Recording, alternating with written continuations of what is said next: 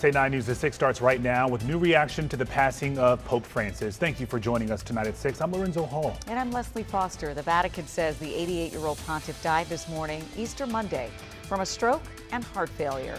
Just hours earlier, he spoke before crowds at the Vatican, delivering the traditional Easter blessing. It was his highest profile appearance since his near-death battle with pneumonia. And tonight, the world is remembering Pope Francis and his legacy from the streets of Rome to right here in D.C. It is clear he impacted so many lives, and we have live team coverage of it all. Matt Gregory and Matthew Torres are speaking with people in our area who met or worked with the Pope. But we begin with our Simone D'Alba live outside the Basilica right now in Northeast D.C. And Sim, how are they honoring the Pope? Hey guys, I've got to say we've been seeing people just stream into the Basilica early this morning at 11 o'clock when we got here. We saw them. And then after school, we saw another wave of people coming to pay their respects to the Pope, to share what he has meant to them along their faith journey. And I did want to mention the Basilica also held a special memorial mass. And so that was what a lot of people were coming out to today, to try to pay their respects this afternoon. And before that, we heard the bell tolling 88 times. This was one time for each year of the Pope's life. It was really symbolic. It was powerful to be here at the Basilica and hear those bells tolling. Now, Pope Francis was born Jorge Mario Bergoglio on December 17th, 1936 in Buenos Aires, Argentina. He was ordained as a priest in 1969, eventually becoming Archbishop of Buenos Aires. He was made a cardinal by Pope John Paul II and elected as Pope in 2013 after Pope Benedict retired. Francis was the first Jesuit Pope and the first Latin American Pope, by the way. And as leader of the Catholic Church, he advocated heavily for migrants, refugees, and the poor. He also showed a lighter touch than previous popes on social issues like gay marriage. And we spoke with Monsignor Walter Rossi at the Basilica before today's Mass. He met with the Pope when he visited D.C. That was back in 2015. Take a listen. And so at that point, I had spent a lot of time with him because I was with him from the moment he arrived to the moment he left. And the Holy Father always has a ready smile. He's always welcoming, and he's always paying attention to you as he talks to you. As a matter of fact, when we were going up in the elevator to enter the upper church before the Mass with Cardinal Wuerl, and the Holy Father saw the size of the shrine, he said to me, "I bet it costs a lot to run this place." You can also hear the bells tolling just over my shoulder right now. By the way, as the D.C. region remembers the pontiff, we wanted to take a look at his impact his 2015 visit had, not just on the people who saw him, but the message of the Catholic Church in the United States as a whole. Our Matt Gregory is live outside one of those stops, St. Matthew's Cathedral in the DuPont Circle neighborhood. And Matthew, bring us into this conversation. What was so special about the Pope's visit? Well, I mean, as any Catholic knows, Simone, it's one of those things where it's so rare for the Pope to actually visit your church. It's also just as rare to get all the U.S. bishops in one room, all the leaders of the church across the United States. But on one morning in September of 2015, St. Matthew's did both. So we'll take you through today. I talked to Monsignor Ronald Jameson. He's the rector or the leader of St. Matthew's Cathedral Parish. It's the seat of the Archdiocese of Washington, D.C. Now, in 2015, he worked with the Vatican during Pope Francis's first visit to the U.S., and they arranged for the Pope to stop at the cathedral, where he would lead a prayer service with all of the bishops of all the dioceses in the United States. Now, Father Jameson says at that service, the Pope shared his desires for the direction of the Catholic Church. Many, I'm sure, were still, well, what is he all about? He really, kind of said, we have to be not just a leader in terms of authority, but we have to be leaders in terms of how we live our lives, being the face of Jesus to those around us. Yeah, so that was such an incredible moment for Father Jameson that he shares a little bit more tonight at 11 on not only how it affected him, but also how this affected the parish. That's coming up tonight on WSA 9 at 11. But for now, outside of St. Matthew's, Matt Gregory, back to you, Simone. It's so interesting to hear how his individual impact has made such, a profound change on people who came in contact with him. Matthew, thank you.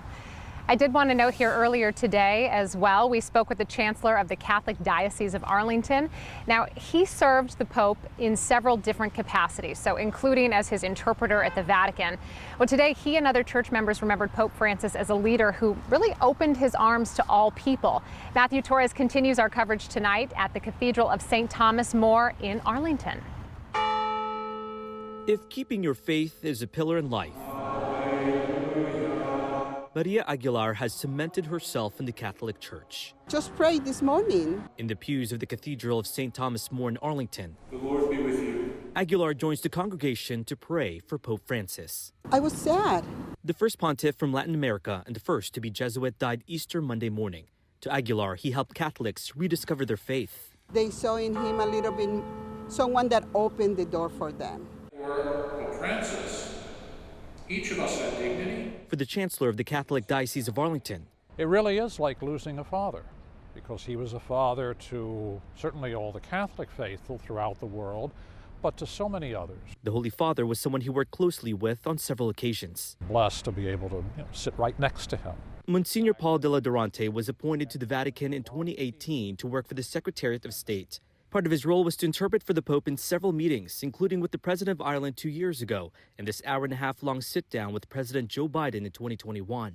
To top it all off, he says then there was that 10-minute interaction with actor Sylvester Stallone. Pope said, "Yeah, Rocky, here in the Vatican." And Sylvester Stallone then said, "You want to box?" And the Pope, without missing a beat, threw a perfect left jab, just like that. And I thought to myself, I don't think Stallone knows that the Pope had been a bouncer at a nightclub before he entered the Jesuits. I was just trying not to laugh out loud, because it was very funny. But whether his interactions were brief or long, Della Durante says Pope Francis maintained dignity for everyone. His commitment to what he called a missionary church is part of the legacy.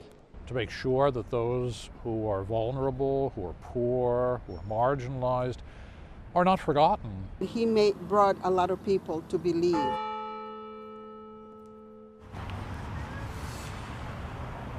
He's described by other world leaders this morning as witty, warm, and as a man of humility. I wanted to talk about what happens next in this process. It's all very traditional within the church. There will be 9 days of mourning that will be observed, and the Pope's body will lie in state at St. Peter's Basilica. You're looking at new video of the Vatican sealing up the Pope's official residence.